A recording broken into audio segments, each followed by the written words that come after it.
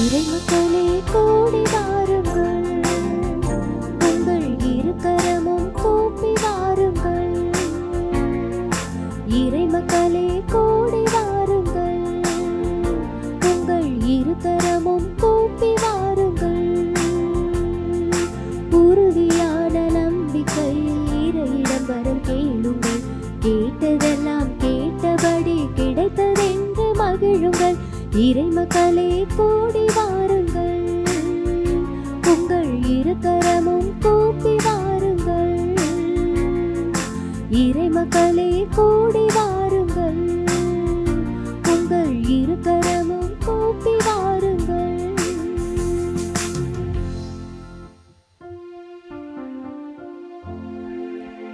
தந்தை மகன் தூயாவியாரின் பெயராலே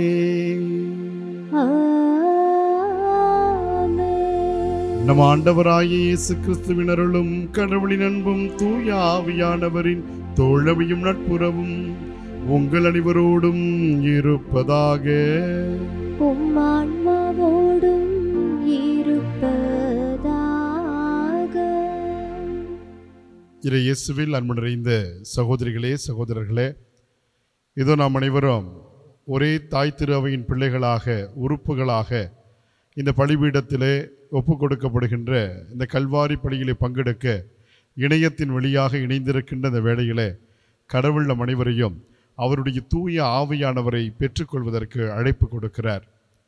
இயேசு ஆண்டவர் இந்த உலகத்தை விட்டு தன் தந்தையிடம் செல்வதற்கு தயாராகிய அந்த சூழலில் நீங்கள் அச்சம் கொள்ள வேண்டாம், கலக்கம் கொள்ள வேண்டாம், நான் உங்களுக்கு ஒரு துணையாளரை வழங்குவேன் என்று சொன்னார். சொன்னபடி அவர் அந்த தூய ஆவியானவரை வழங்கி நம் தாய் திரு அவையை ஆவியானவர் வழிநடத்துவதையும் நாம் உணர்ந்து கொண்டிருக்கிறோம். இத்திருப்பலியின் வழியாக நம்முடைய அன்றாட வாழ்க்கையில் நாம் செய்கின்ற எல்லா செயல்பாடுகளிலும் அந்த தூய ஆவியானவருடைய உடனிருப்பு நம்மை வழிநடத்த வேண்டுமெனவும், அந்த தூய ஆவியானவருடைய தூண்டுதல் நம் உள்ளங்களிலே எவ்வாறு வெளிப்படுகின்றன என்பதை உணர்வதற்கும், உணர்ந்ததை அறிவிப்பதற்கும், அறிவித்தபடி வாழ்வதற்கும் தேவையுமான அருளை கடவுள்தாமே தூய ஆவியானவர் வழியாக நமக்கு நிறைவாக பொழிய வேண்டுமென இத்திருப்பலியில் ஒரே குடும்பமாக ஜெபிப்போம். தூய மறை நிகழ்வை தகுந்த வகையில் கொண்டாட தடையாக இருக்கக்கூடிய நம் குற்றங்கள், குறைகள், பாவங்கள் நினைத்து மனம் வருந்துவோம், மன்னிப்பு வேண்டுவோம். எல்லாம் அல்ல இறைவனிடமும் சகோதர சகோதரிகளே, உங்களிடமும் நான் பாவியனை ஏற்றுக்கொள்கிறேன். ஏனெனில் என் சிந்தனையாலும் சொல்லாலும் செயலாலும் கடமையில் தவறியதாலும் பாவங்கள் பல செய்தேன். என் பாவமே, என் பாவமே, என் பெரும் பாவமே. ஆகையால் எப்போதும் கன்னியான புனித மரியாவையும் வானதூதர் புனிதர் அனைவரையும், சகோதர சகோதரிகளை உங்களையும் நம் இறைவனாகிய ஆண்டவரிடம் எனக்காக வேண்டிக் கொள்ள மன்றாடுகிறேன். எல்லாமல்ல இறைவன் நம் பாவங்களை மன்னித்து நம்மை நிலைவாழ்விற்கு அழைத்துச் செல்வாராக. ஆமென்.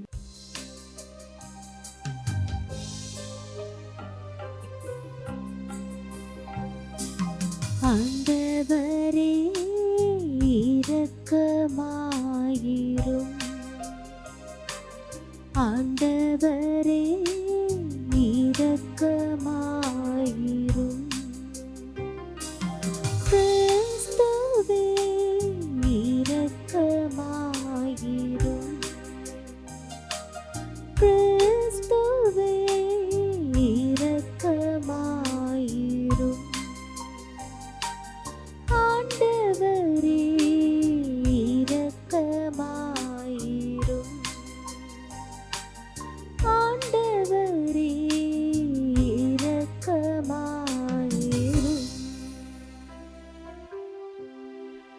மன்றாடுவோமாக. ஆண்டவரே, எங்களுக்கு உதவியருள உம்மை வேண்டுகின்றோம். அதனால் உம் திருமகனுடைய உயிர்த்தெழுதல் மறை நிகழ்வை பெருவிழாவாக கொண்டாடியது போல அவரது வருகையின் போது புனிதர்கள் அனைவரோடும் மகிழ்ந்திருக்க நாங்கள் தகுதி பெற அருள்தாரும். உம்மோடு தூய ஆவியானவரின் ஒன்றிப்பில் இறைவனாய் என்றென்றும் வாழ்ந்து ஆட்சி செய்கின்ற எங்கள் ஆண்டவரும் உம்மொரே திருமகனுமான இயேசு கிறிஸ்து வழியாக உம்மை மன்றாடுகின்றோம்.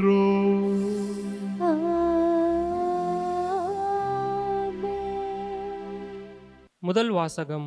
நீங்கள் அறியாமல் வழிபட்டு கொண்டிருக்கும் அந்த தெய்வத்தையே நான் உங்களுக்கு அறிவிக்கிறேன். திருத்தூதர் பணிகள் நூலிலிருந்து வாசகம். அதிகாரம் 17, இறைவார்த்தைகள் 15, மேலும் 22 முதல் அதிகாரம் 18, இறைவார்த்தை 1 வரை.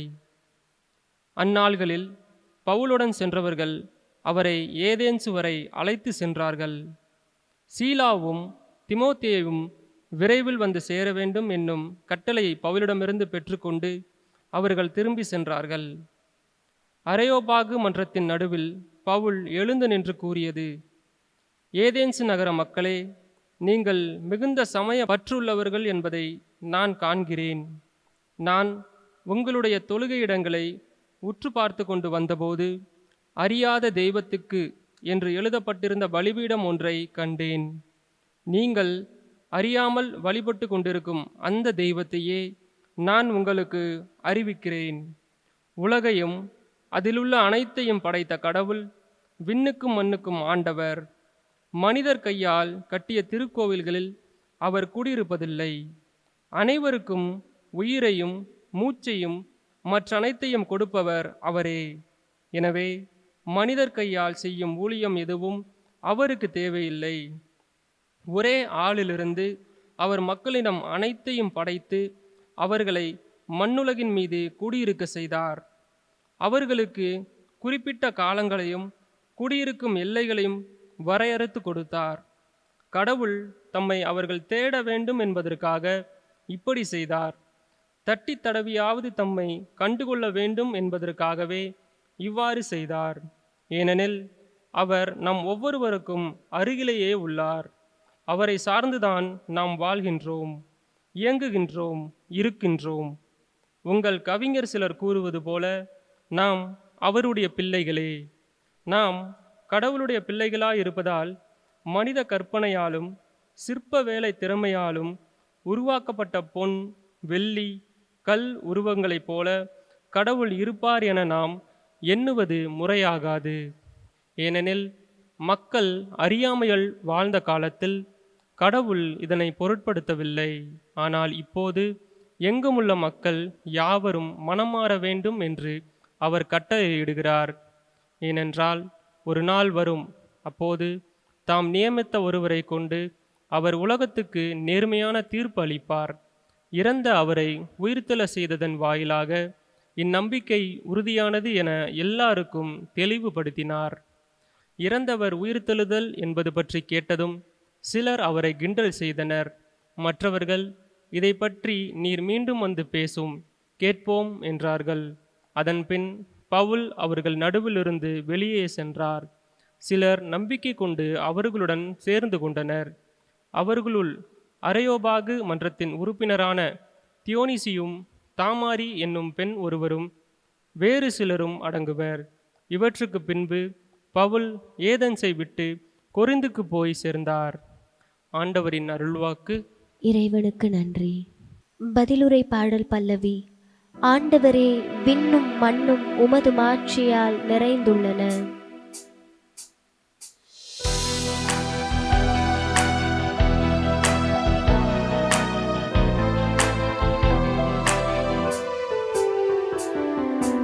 ஆண்டவரே, விண்ணும் மண்ணும் உமது மாட்சியால் நிறைந்துள்ளன, நிறைந்துள்ளன.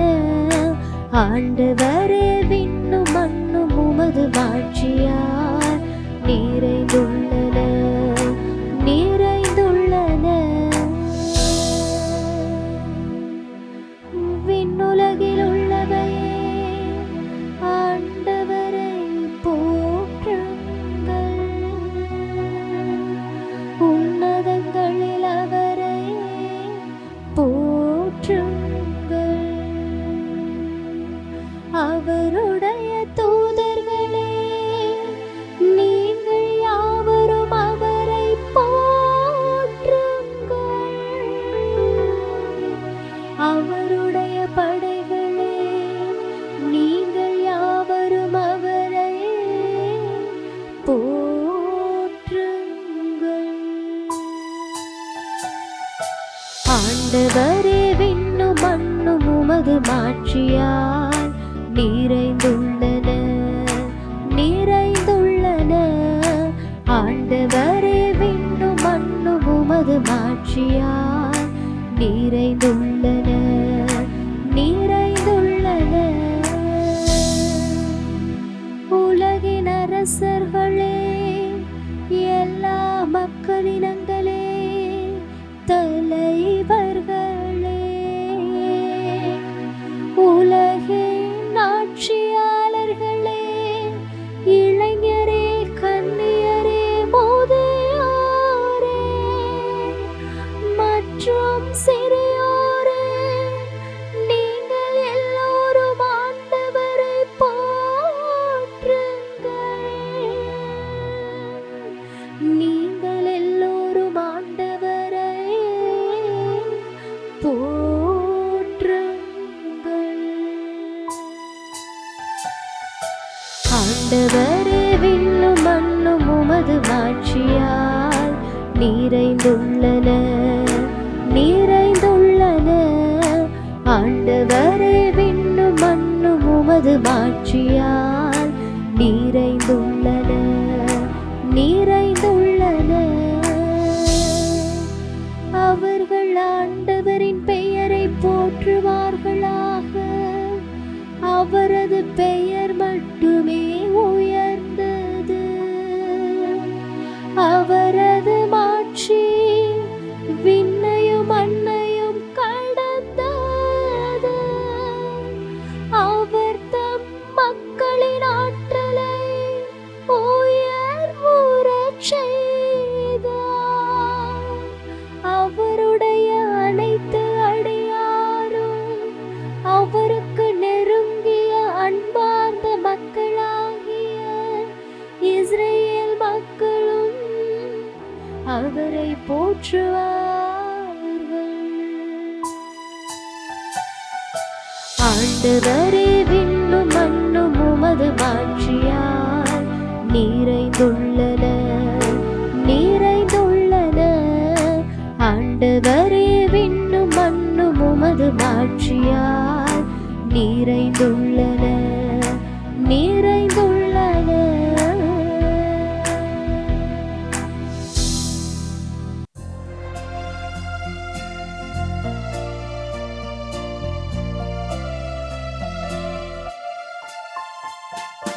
அல்லேலூயா அல்லேலூயா அல்லேலூயா அல்லேலூயா அல்லேலூயா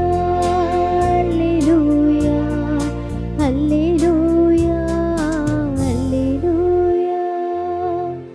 உங்களோடு என்றும் இருக்கும்படி மற்றொரு துணையாளரை உங்களுக்கு தருமாறு நான் தந்தையிடம் கேட்பேன். தந்தை அவரை உங்களுக்கு அருள்வார். அல்லேலூயா அல்லேலூயா அல்லேலூயா அல்லேலூயா அல்லேலூயா.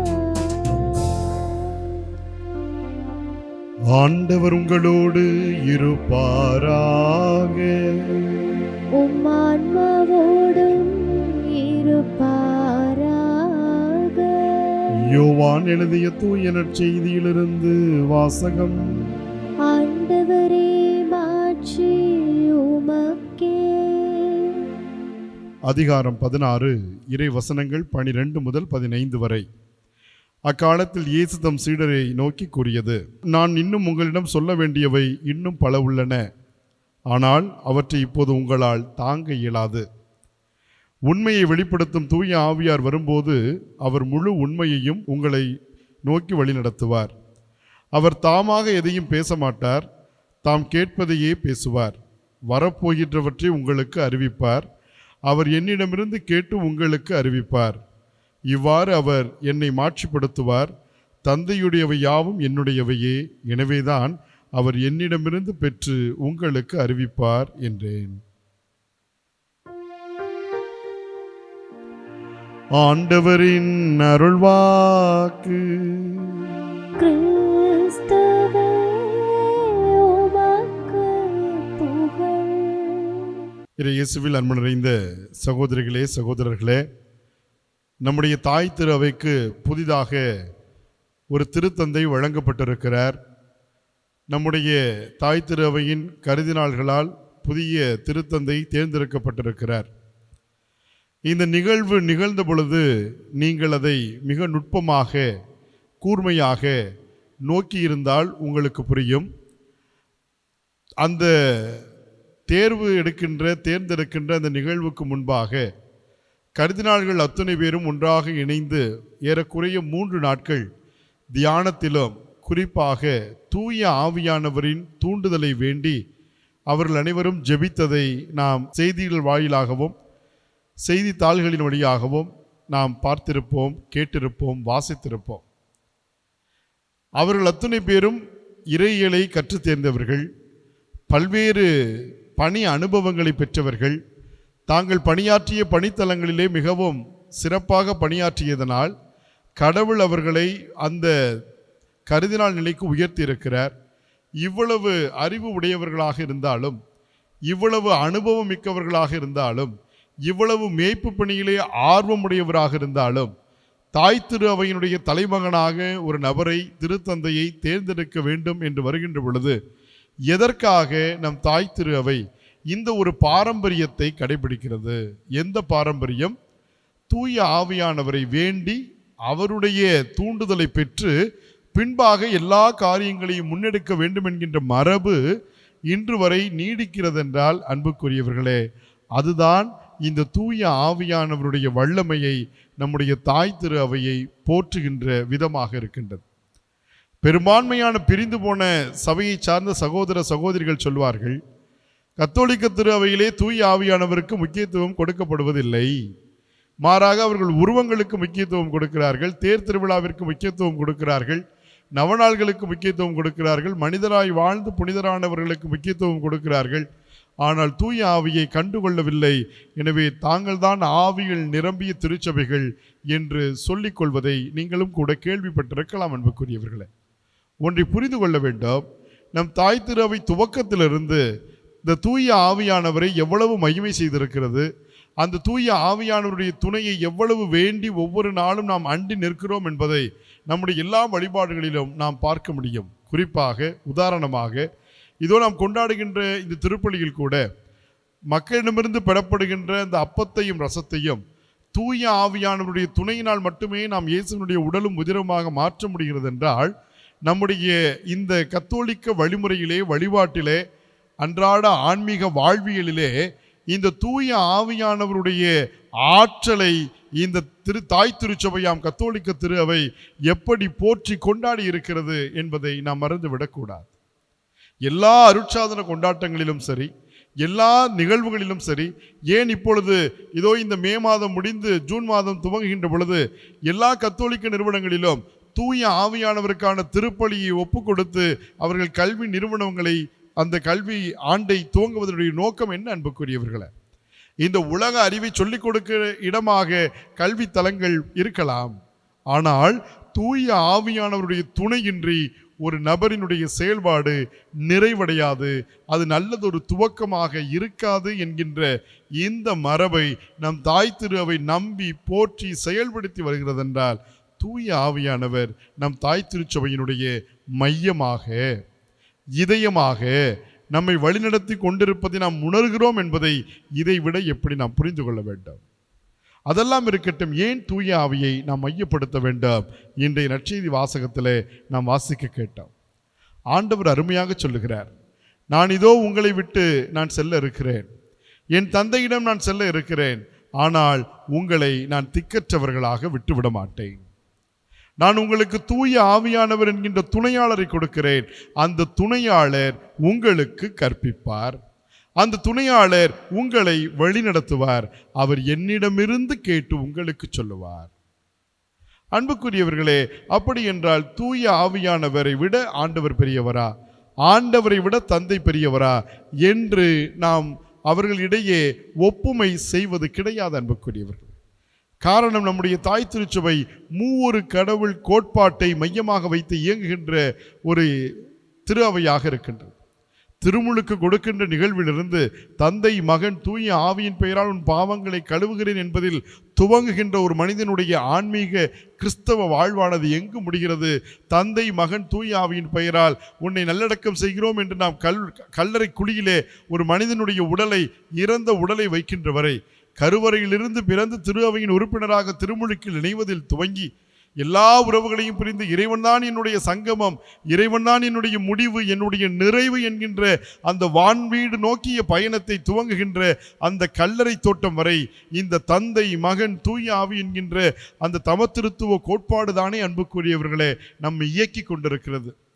இதில் தந்தை ஆற்றல் மிக்கவர், மகன் ஆற்றல் மிக்கவர், தூய ஆவியானவர் ஆற்றல் மிக்கவர் என்பதுதான் நம்முடைய நம்பிக்கையை அன்றி, தந்தையை விட அவர் பெரியவர், சுதனை விட தூய ஆவியானவர் பெரியவர், தூய ஆவியானவர் விட மற்றவர்கள் பெரியவர் என்ற பாகுபாடுகளும் ஏற்ற இரக்கங்களும் கிடையாது. ஏனென்றால் அவர்கள் மூன்று நபர்கள், ஆனால் ஒரே கடவுள் என்பதுதான் நம்முடைய அடிப்படையாக இருக்கு. எனவே ஆண்டவர் சொல்கிறார், அந்த தூய ஆவியானவர் என்னிடமிருந்து கேட்டு உங்களுக்கு சொல்கிறார். காரணம், நான் தந்தையிடமிருந்து பெற்றுள்ளேன். எதை இது குறித்து காட்டுகிறது? நான் பேசுவது வேறு, தந்தை பேசுவது வேறு, தூய ஆவியானவர் பேசுவது வேறு அல்ல. நாங்கள் மூவரும் ஒன்றாயிருக்கிறோம், நன்றாயிருக்கிறோம், உங்களை வழிநடத்துகிறோம் என்பதுதான் நம்முடைய வாழ்வினுடைய இந்த கிறிஸ்தவ ஆன்மீகத்தினுடைய மூளைக்கல்லாக அமைந்திருக்கின்றது. இந்த தூய ஆவியானவர் உடனிருப்பு ஒரு மனிதனோடு, ஒரு நபரோடு இருந்தால் அவருடைய செயல்பாடுகள், அவருடைய சிந்தனைகள், அவருடைய எண்ண ஓட்டங்கள் எப்படி இருக்கும் என்பதை நாம் புரிந்து கொள்வதற்குத்தான் இன்றைய முதல் வாசகம் நமக்கு அழகானது ஒரு எடுத்துக்காட்டாக வழங்கப்பட்டிருக்கின்றது. புனித பவுல் ஏதென்ஸ் நகரத்திலே, கிரேக்க நாட்டில் இருக்கின்ற ஏதென்ஸிலே சென்று அவர் ஆற்றிய உரையை தான் இன்றைய முதல் வாசகமாக நாம் இன்று வாசிக்க கேட்டோம்.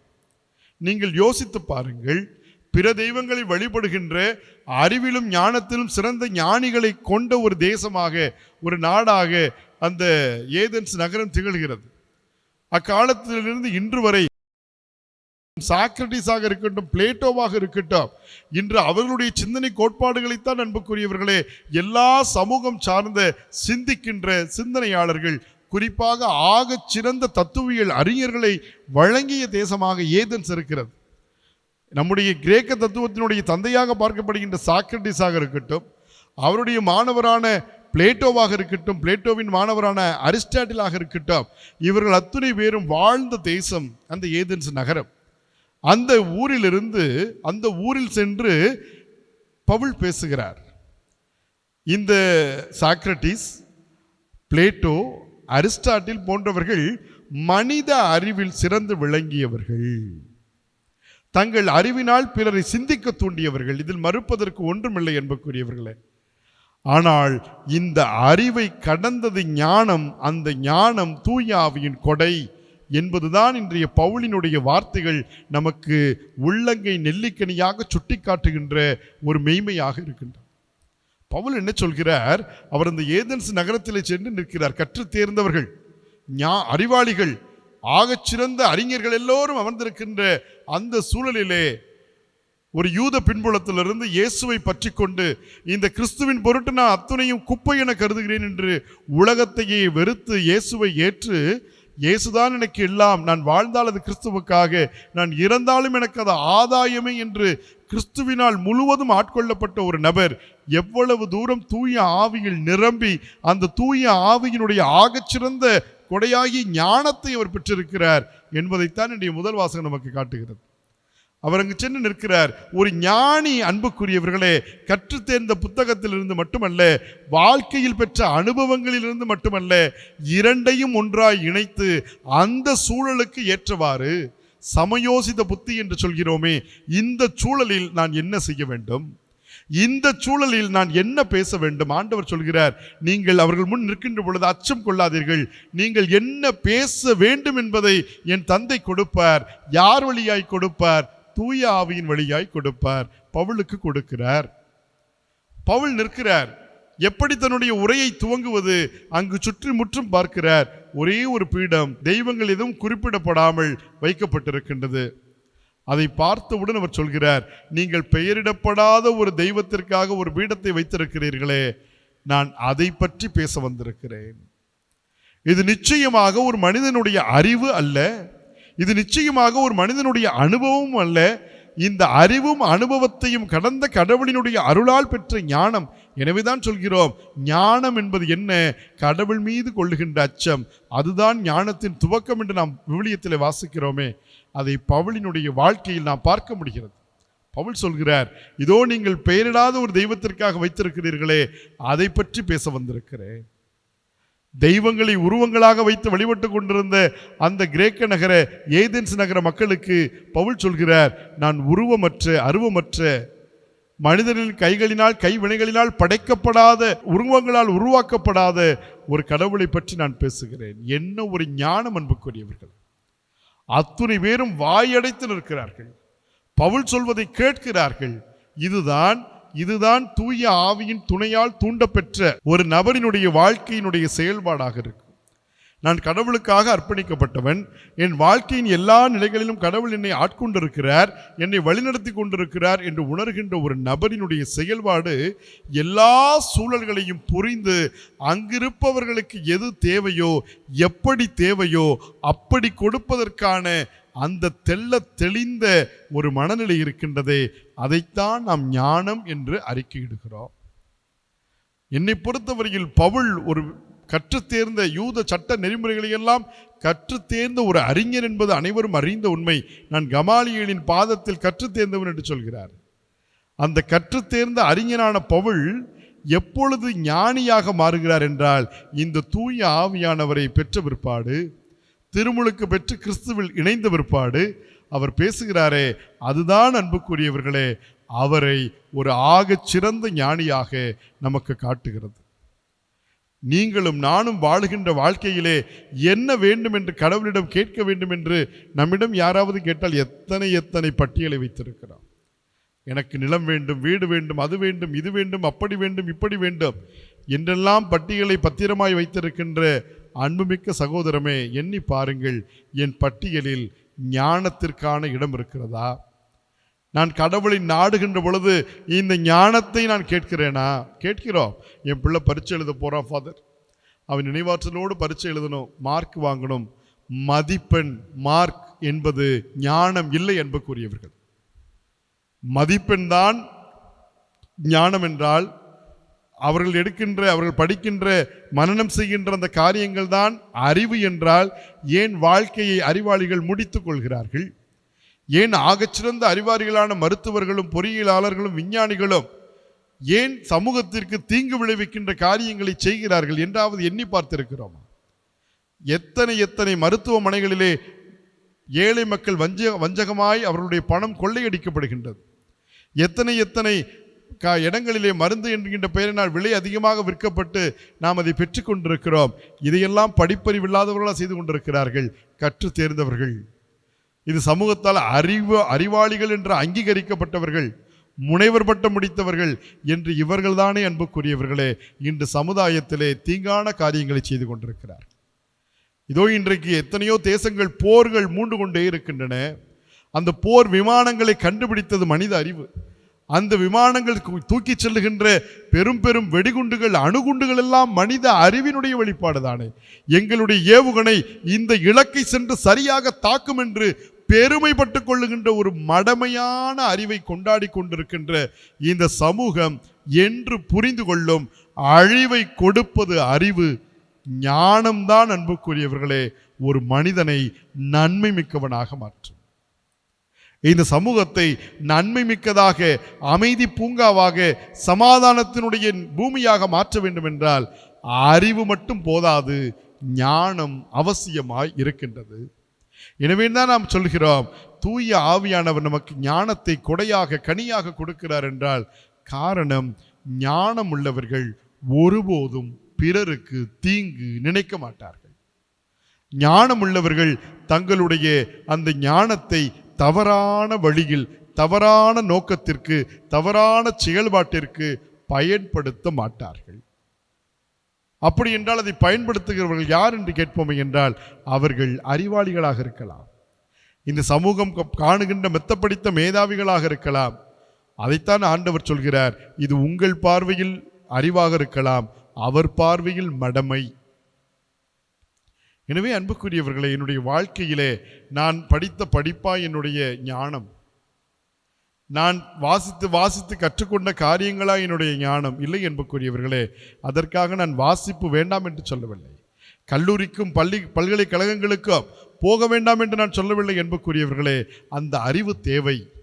அந்த பெற்றுக்கொண்ட அறிவை நன்னயமாய் நலம் பயக்க, இந்த சமூக உயர்விற்கு, தனிமனித மாட்சிக்கு, மீட்புக்கு நாம் பயன்படுத்துவதனுடைய வழிநாட்டுதலுக்குத்தான் ஞானம் தேவை. அந்த ஞானத்தை பெறுவதற்கு தூய ஆவியானவர் துணை தேவை. எனவே தான் ஆண்டவர் சொல்கிறார், நான் உங்களுக்கு தூய ஆவியானவர் என்கின்ற துணையாளரை கொடுப்பேன். எனவே அன்புக்குரியவர்களே, நாம் எத்தனையோ காரியங்களுக்காக ஆண்டவரிடம் ஆசைப்பட்டு வந்து நிற்கிறோம், ஆசையாய் நிற்கிறோம். அந்த ஆசை பட்டியலில் ஆவியானவனுடைய ஞானத்திற்கு இடம் இருக்கிறதா என்று எண்ணி பார்க்க வேண்டும். நான் பேசுகின்ற வார்த்தைகளில் என்னுடைய அறிவு வெளிப்படுகிறதா, ஞானம் வெளிப்படுகிறதா? அறிவு தான் தான் தான் என்று நிற்கும், ஞானம் நாம் நாம் நாம் என்று நிற்கும் அன்புக்குரியவர்கள். நான் வெற்றி பெற்று விட்டேன் என்று சொல்வது அறிவு, நாம் வெற்றி பெற இருக்கிறோம் என்று சொல்வது ஞானம். நாம் அறிவாளிகளாக இருப்பது ஒருபோதும் கடவுளுடைய பார்வையில் சிறப்பானதாய் தெரியாது. வேண்டுமென்றால் மக்களால் போற்றப்படும், அது அழிந்தும் போகும். ஆனால் என்று ஞானத்தில் ஒரு மனிதன் நிற்கிறானோ அவனை இந்த வரலாறும் மறந்து விடாது. கடவுளுடைய பார்வையிலும் அவர்கள் மாட்சியுடையவர்களாக இருப்பார்கள்.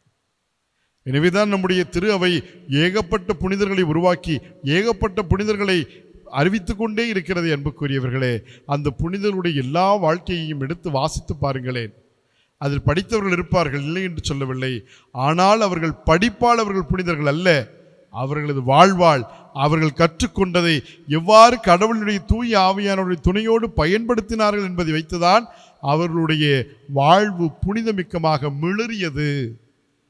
அறிவு பிறருக்காக உயிரை கொடுக்க ஒருபோதும் அனுமதிக்காத அன்புக்குரியவர்களே.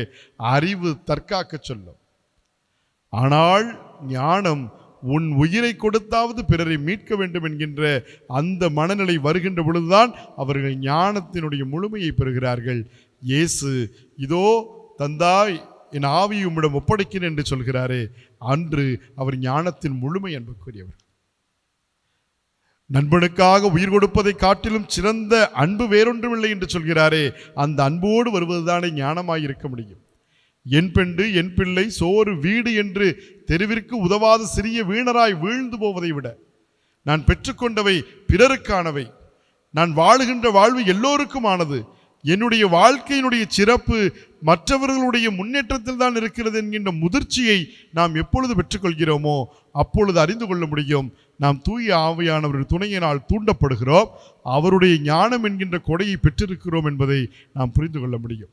எனவே இன்றிலிருந்தாவது உலகம் சார்ந்த தேவைகளை கேட்பது தவறென்று சொல்லவில்லை, ஆனால் அதில் அருள் சார்ந்த ஆன்மீகம் சார்ந்த கடவுளுக்கு உகந்த இந்த கொடைகளும் கனிகளும் இடம்பெற்றிருக்கிறனவா என்று எண்ணி பார்க்கவும் ஆய்வுக்கு உட்படுத்துவதும் இன்றியமையாத நமது கடமைகள் என்பதை மறந்துவிட வேண்டாம் என்றுதான் சொல்லுகிறார். எனவே இன்றைய வழிபாட்டு வாசகங்கள் நம்மை அழைப்பது போல தூய ஆவியானவர் துணை கொண்டு ஞானமிக்க நல்லவர்களாக இந்த நாளிலும் சிறக்க நம்மால் இயன்ற நன்மையான காரியங்களை தொடர்ந்து தன்னலம் துறந்து பிறருக்காக நம்மையே இழப்பதற்கு தயாராகின்ற ஒரு மனநிலையை பெறுவோம். அதுதான் ஞானத்தினுடைய முழு வெளிப்பாடாய் அமையும். அதற்கான அருளை தொடர்ந்து இத்திருப்பலியில் வேண்டுவோம்.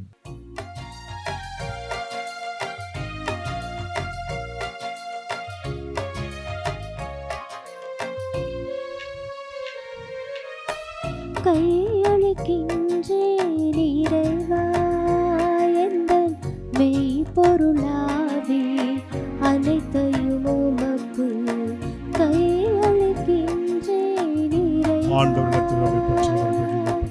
வாழ்க்கையை விட எந்தன் வளமையை விட உந்தன் அருள்நிலை ஒன்றே மேலானதே.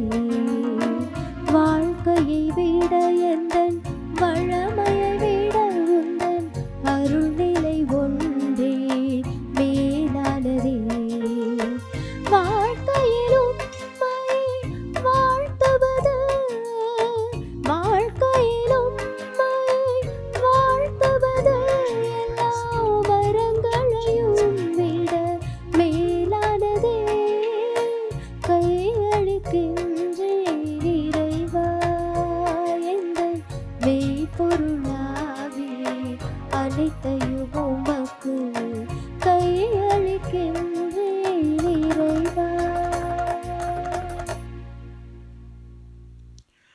அன்புமிக்க சகோதரிகளே சகோதரர்களே, நீங்களும் நானும் இணைந்து ஒப்புக் கொடுக்கின்றபடி எல்லாமல்ல தந்தையாகிய இறைவனுக்கு ஏற்றதாகும்படி மன்றாடுங்கள். ஆண்டவர் தமது பெயரின் புகழ்ச்சிக்காகவும் மாட்சிக்காகவும் நமது நன்மைக்காகவும் புனித திரு அவை அனைத்தின் நலனுக்காகவும் உமது கையிலிருந்து இப்பலியை ஏற்றுக்கொள்வாராக.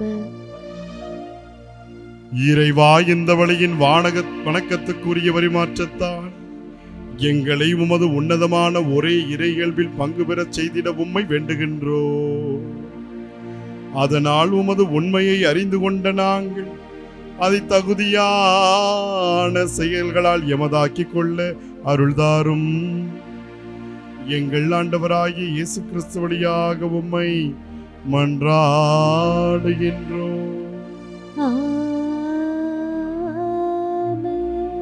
ஆண்டவர் உங்களோடு இருப்பாராக. உம்மான்மாவோடும் இருப்பாராக. இதயங்களை மேலே எழுப்புங்கள்.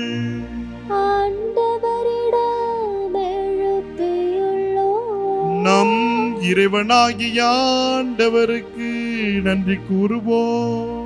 அது தகுதியும் நீதியுமானது. ஆண்டவரே, தூயவரான தந்தையே, என்றும் உள்ள எல்லாம் வல்ல இறைவா, எங்கள் ஆண்டவராகிய கிறிஸ்து வழியாக எந்நாளும் எவ்விடத்திலும் நாங்கள் உமக்கு நன்றி செலுத்துவது மெய்யாகவே தகுதியும் நீதியுமாகும். எங்கள் கடமையும் மீட்புக்குரிய செயலுமாகும். கிறிஸ்துவின் இறப்பினை நாங்கள் அன்போடு கொண்டாடுகிறோம். உயிர்ப்பினை உயிராற்றல் உள்ள நம்பிக்கையோடு அறிக்கையிடுகின்றோம். மாட்சியுடன் அவர் மீண்டும் வருவார் என உறுதியோடு எதிர்நோக்குகின்றோம். ஆகவே புனிதர் வானதூதர் அனைவரோடும் இணைந்து நாங்களும் புகழ்ந்து ஒரே குரலாய் பாடுவதாவது: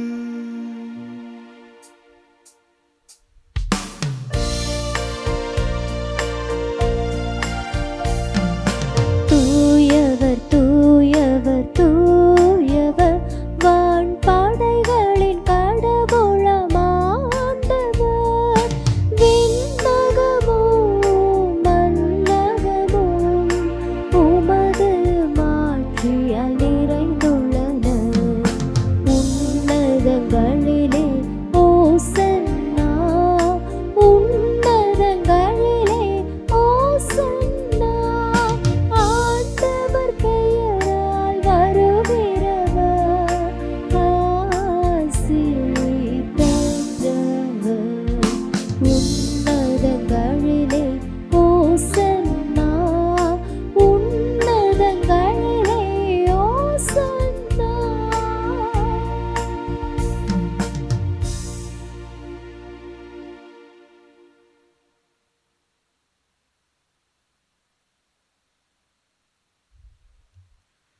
ஆண்டவரே, நீர் மெய்யாகவே தூயவர், தூய்மை அனைத்திற்கும் முற்று.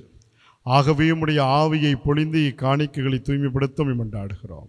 இவ்வாறு எங்கள் ஆண்டவர் இயேசு கிறிஸ்துவின் உடலும் இரத்தமுமாக எங்களுக்கு இவை மார்பனவாக. அவர் பாடுபட உளம் கணிந்து தம்மை கையளித்த போது அப்பத்தை எடுத்து நன்றி செலுத்தி அதை பிட்டு தம் சீடர்களுக்கு அளித்து அவர் கூறியதாவது: அனைவரும் இதிலிருந்து பெற்று உண்ணுங்கள், ஏனெனில் இது உங்களுக்காக கையளிக்கப்படும் என் உடல்.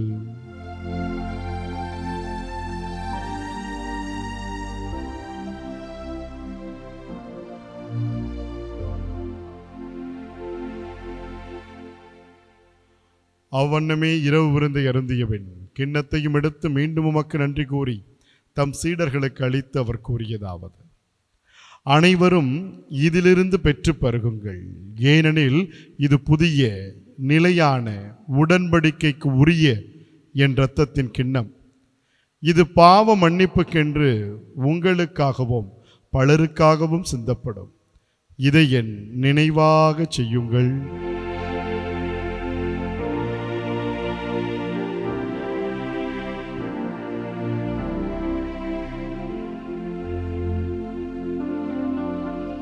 நம்பிக்கையின் மறைபொருள். ஆண்டவரே, நீர் வருமளவும் உமது இறப்பினை அறிக்கையிடுகின்றோம். உமது உயிர்ப்பினையும் எடுத்துரைக்கின்றோம். ஆகவே ஆண்டவரே, நாங்கள் கிறிஸ்து நிரப்பினை மீட்பினை கூர்ந்து வாழ்வதரும் அப்பத்தையும் மீட்பளிக்கும் கிண்ணத்தையும் ஒப்புக் கொடுக்கின்றோம். உம் திருமணம் மக்கு ஊழியம் புரிய தகுதியுடன் ஏற்றுக்கொண்ட நபி மக்கள் நன்றி செலுத்துகிறோம். மேலும் கிறிஸ்துவின் உடலிலும் இரத்தத்திலும் பங்கு கொள்ளும் எங்களை தூய ஆவியானவர் ஒன்று சேர்க்க வேண்டுமென உம்மை தாழ்மையுடன் மன்றாடுகிறோம். ஆண்டவரே, உலகெங்கும் பரவியிருக்கும் அத்திரு அவை நினைவு கொண்டருளும்.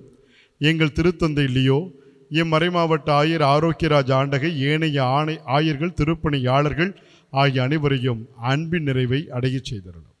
இதோ இந்த இணையத்தின் வழியாக இத்திருப்பலியில் ஒன்றிணைந்து ஜபித்துக் கொண்டிருக்கக்கூடிய உம் பிள்ளைகளாகி எங்கள் ஒவ்வொருவரையும் கண்ணோக்கிப்பார். இதோ உம் திருமகன் எங்களுக்கு கொடையாக கொடுத்த, எங்கள் வாழ்வுக்கு வழியாக கொடுத்த தூய ஆவியானவரை நாங்கள் பெற்றுக்கொள்ளவும், அந்த தூய ஆவியானவர் ஆகச் சிறந்த பரிசாகிய அந்த ஞானம் நிறைந்த உம் பிள்ளைகளாக நாங்கள் வாழ்வதற்கு தேவையான ஆசிரை கொடுத்தருளும். ஆண்டவரே, நாங்கள் இந்த உலக போக்கிலே அறிவை தேடி அலைந்து கொண்டிருக்கிறோம். அறிவு நிறைவு கொடுக்காது. அந்த அறிவோடு உம்முடைய அருள் சேர்கின்ற பொழுது அது ஞானமாக எங்களுக்கு கனி கொடுக்கும் என்கின்ற புரிதலை தந்து, அறிவு அழிவிற்கும் ஞானம் நன்மைக்கும் விட்டும் செல்லுகின்ற பகுத்தறிவை பெற்ற உம் பிள்ளைகளாக நாங்கள் வாழ்வதற்கான அருளையும், எம் எதிர்கால சந்ததிக்கு ஞானம் மிகுந்த ஒரு சந்ததிகளாக அவர்கள் திகழ்வதிலே நாங்கள் முனைப்போடும் முன்னேறுவதற்கான அருளையும் ஆசிரையும் நிறைவாக கொடுத்தரலும்.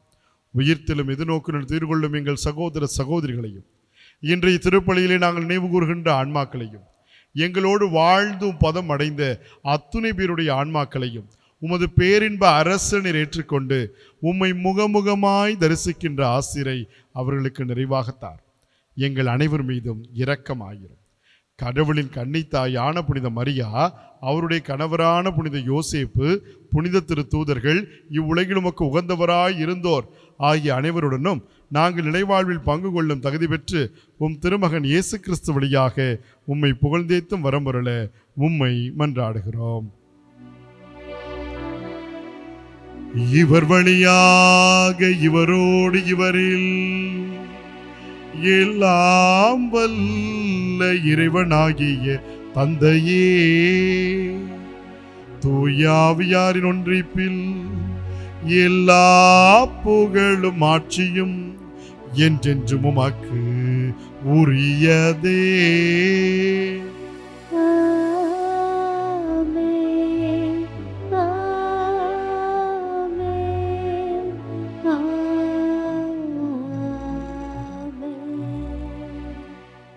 ஆண்டவர் இயேசு நமக்கு கற்றுக் கொடுத்ததை போல விண்ணக தந்தையை நோக்கி மன்றாடுவோம். விண்ணுலகில் இருக்கிற எங்கள் தந்தையே, உமது பெயர் தூயது என போற்ற பெருக. உமது ஆட்சி வருக. உமது திருவுளம் விண்ணுலகில் நிறைவேறுவது போல மண்ணுலகிலும் நிறைவேறுக. எங்கள் அன்றாட உணவை இன்று எங்களுக்கு தாரும். எங்களுக்கு எதிராக குற்றம் செய்வோரை நாங்கள் மன்னிப்பது போல எங்கள் குற்றங்களை மன்னியும். எங்களை சோதனைக்குட்படுத்தாதேயும், தீமையிலிருந்து எங்களை விடுவித்தருளும். ஆண்டவரே, தீமை அனைத்திலிருந்தும் எங்களை விடுவித்து எங்கள் வாழ்நாளில் அமைதியை கனிவுடன் அருளுவி மன்றாடுகிறோம். உமது இரக்கத்தின் உதவியால் நாங்கள் பாவத்திலிருந்து எப்போதும் விடுதலை பெற்று யாதொரு கலக்கமும் இன்றி நலமாயிருப்போமாக. நாங்கள் இது நோக்கி இருக்கின்ற பேரின்ப வாழ்விற்காகவும் எம் மீட்பராகிய இயேசு கிறிஸ்துவின் வருகைக்காகவும் மகிழ்ச்சியோடு காத்திருக்கின்றோம். ஏனெனில் ஆட்சியும் வல்லமையும் மாட்சியும் என்றென்றும் உமதே. ஆண்டவராகிய இயேசு கிறிஸ்துவை அமைதியை உங்களுக்கு விட்டு செல்கிறேன், என் அமைதியை உங்களுக்கு அளிக்கிறேன் என்று திருத்தூதர்களுக்கு மொழிந்தீரே. எங்கள் பாவங்களை பாராமல் உம் திரு அவையினுடைய நம்பிக்கையை கண்ணோக்கி உம் திருவுளத்திற்கு ஏற்ப அதற்கு அமைதியும் ஒற்றுமையும் அளித்தருள்வீராக. என்றென்றும் வாழ்ந்த ஆட்சி செய்கின்றவர் நீரே. ஆமென். ஆண்டவருடைய அமைதி உங்கள் அனைவரோடும் இருப்பதாக, உம் ஆன்மாவோடும் இருப்பதாக. உயிர்த்த ஆண்டவர் இந்த உலகத்திற்கு கொடுத்த உன்னதமான அமைதியை ஒருவர் மற்றவரோடு பகிர்ந்து கொள்வோம். உலகின் பாவங்களை போக்கும் இறைவனின் செம்மறியே, எங்கள் மேல் இரக்கமாயிரும். உலகின் பாவங்களை போக்கும் இறைவனின் செம்மறியே, எங்கள் மேல் இரக்கமாயிரும். உலகின் பாவங்களை போக்கும் இறைவனின் செம்மறியே, எங்களுக்கு அமைதியை அளித்தருளும். ஆண்டவராகிய இயேசு கிறிஸ்துவின் திருமகனை தந்தையின் திருவுளப்படி தூய தொழிற்பாளர் உதிரப்பின் வழியாக உலகுக்கு வாழ்விடித்தேன். இந்த புனிதமிக்க உடலாலும் இரத்தத்தாலும் என்னுடைய எல்லா குற்றங்கள் தீமை அனைத்திலிருந்தும் என்னை விடுவித்து நான் என்றும் உடைய கட்டளையில் கருத்து நிற்க செய்துள்ளோம். நான் ஒருபோதும் உம்மை விட்டு என்னை பிரிய விடாதேயும்.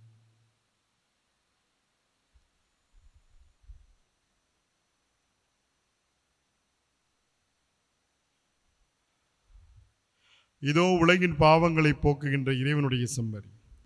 உண்மையான ஞானம் எதுவென்பதை தன் இன்னுயிர் ஈந்து இந்த உலகத்திற்கு காட்டிய ஆண்டவர். இதோ இன்றும் இறைவார்த்தை வழியாக நமக்கு சொல்லுகிறார், என் வழியாக ஆவியானவர் உங்களுக்கு அனைத்தையும் கற்றுக் கொடுப்பார் என்று சொன்ன ஆண்டவர் இதோ இன்று வந்திருக்கிறார். இந்த உடல் வழியாக உதிரம் வழியாக ஆவியானவரின் வெளிப்பாட்டை நமக்கு முழுமையாக கொடுக்க இவர் தருகின்ற இந்த விருந்திற்கு அழைக்கப்பெற்ற நாம் அனைவரும் பேறு பெற்றோர். ஆண்டவரே, நீர் என் இல்லத்தில் எழுந்தருள நான் தகுதியற்றவள். ஆனால் ஒரு வார்த்தை மட்டும் சொல்லியருளும், எனது ஆன்மா நலமடையும். கிறிஸ்துவின் திருவள் திறத்த நம்மை காத்து நமக்கு நிலை வாழ்வு அளிப்பதாக. ஆமென். ஆசை திருவிருந்துக்கான மன்றாட்டு. ஆண்டவரே, நீர் என் இல்லத்தில் எழுந்தருள நான் தகுதியற்றவள். ஆனால் ஒரு வார்த்தை மட்டும் சொல்லியருளும் என்று நூற்றுவர் தலைவன் ஜெபித்தது போல நாங்களும் இப்போது உம் திருப்பாதம் பணிந்து வேண்டுகிறோம். இனிய இயேசுவே, நாங்கள் தகுதியற்றவர்களாய் இருந்தாலும் எங்கள் தகுதியின்மையை பாராமல் நீர் எங்கள் உள்ளங்களில் எழுந்து வாரும். உம் அன்பிலும் அருளிலும் நாங்கள் நிலைத்திருக்க எம்முள் எழுந்து வாரும். நன்மை செய்வதில் ஆர்வமுள்ளவர்களாய் தீமைகள் அனைத்திலிருந்தும் விடுதலை பெற்றவர்களாய் வாழவும் எங்களை வழிநடத்த வாரும். எல்லா நலன்களாலும் வளங்களாலும் எங்களை நிரப்ப வாரும். ஆமேன். இயேசுவில் அன்பு நிறைந்தவர்களே, இதோ ஆவியானவரை உங்களுக்கு வழங்குவேன் என்று ஆண்டவர் நமக்கு சொல்லிக் கொடுத்திருக்கிறார். அந்த ஆவியானவருடைய அருட்துணையை இதோ இப்பொழுது நாம் தேடுவோம், அவரை நிறைவாக பெற்றுக்கொள்ளுவோம்.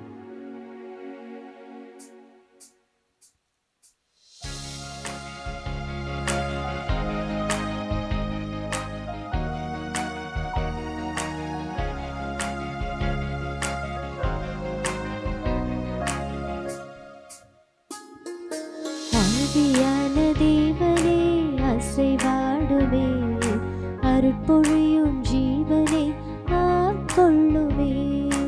ஆவியான தேவனே அசைவாடுமே, அருட்பொழியும் ஜீவனை ஆட்கொள்ளுமே. வாரும் ஆவியே, தூய ஆவியே, வாரும் ஆவியே, தூய ஆவியே, வாரும் ஆவியே, தூய ஆவியே, வாரும் ஆவியே, தூய ஆவியே. ஆவியான தேவனே அசைவாடுமே, அருட்பொழியும் ஜீவனை ஆட்கொள்ளுமே. அன்பு மிகுந்த எங்கள் வானக தந்தையே, இதோ இந்த தூய ஆவியானவரை நீர் எங்களுக்கு வழங்கி கொண்டிருக்கிறீர் என்பதை உணர்ந்தவர்களாக இதோ இணையத்தின் வழியாக நாங்கள் வெவ்வேறு இடத்திலே இந்த திருப்பலிகளை இணைந்திருந்தாலும் எங்களை எல்லாம் ஒன்றிணைக்கின்ற அந்த ஆவியானவரை எங்களுக்கு நிறைவாக கொடும். இதோ நான் உங்களுக்கு ஒரு துணையாளரை கொடுப்பேன் என்று சொன்ன ஆண்டவர் அந்த தூய ஆவியானவரை இதோ இந்த கொடுத்து கொண்டிருக்கின்றார் என்பதை நாங்கள் நம்புகிறோம். ஆண்டவர் எங்களை நிரப்போம். அந்த ஆவியானுடைய ஆலயங்களாக எங்கள் உடலும் உள்ளம் மாறட்டும். ஆண்டவர் அந்த ஆவியானுடைய அற்புதமான வழி நடத்துதலில் எங்கள் அன்றாட செயல்பாடுகளை நாங்கள் முன்னெடுப்பதற்கு தேவையான ஞானத்தை எங்களுக்கு கொடும். தூய ஆவியானவர்களை தேர்ந்து தெளிகின்ற இயேசுவினுடைய அன்பு சீடர்களாக சீடத்திகளாக நாங்கள் வாழ்வதற்கு தேவையானவற்றை கொடும். இதோ இந்த புதிய கல்வியாண்டை என் பிள்ளைகள் துவங்க இருக்கின்றது வேளையில இதோ இந்த தூய ஆவியானவருடைய உடனிருப்பாள். அவர்கள் கல்வியிலும் அறிவில் மட்டுமல்ல தெய்வ ஞானத்திலும் சிறந்து விளங்குகின்ற பிள்ளைகளாக என்றும் இருப்பதற்கு தேவையான அருளை நிறைவாக தர வேண்டுமென எங்கள் ஆண்டவராகிய இயேசு கிறிஸ்து வழியாக மன்றாடுகிறோம். ஆமென்.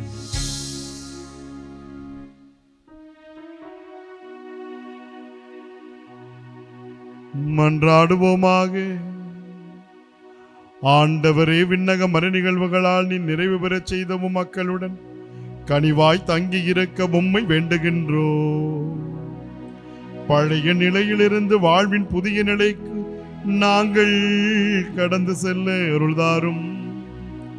எங்கள் ஆண்டவராகிய இயேசு கிறிஸ்து வழியாக உம்மை மன்றாடுகின்றோம்.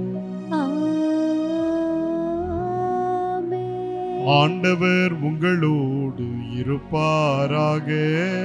உம்மான்மாவோடும் இருப்பாராக. எல்லாம் வல்ல இறைவன் தந்தை, மகன், தூயாவியானவர் உங்கள் அனைவரையும் ஆசீர்வதிப்பாராக.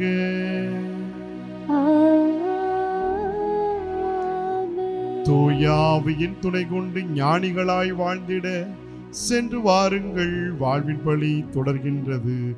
அல்லேலூயா, அல்லேலூயா. இறைவனுக்கு நன்றி.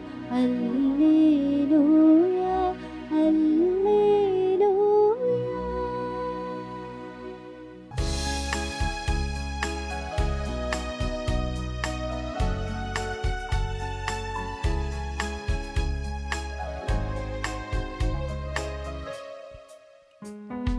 என்றும் நீர் துணை மாவளனே, உம்மிடம்தான் எந்தன் புகலிடமே.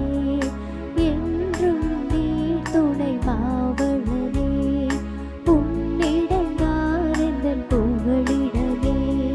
மனதில் எல்லாம் உம் நினைவே, நன்மைகளின் காவலனே.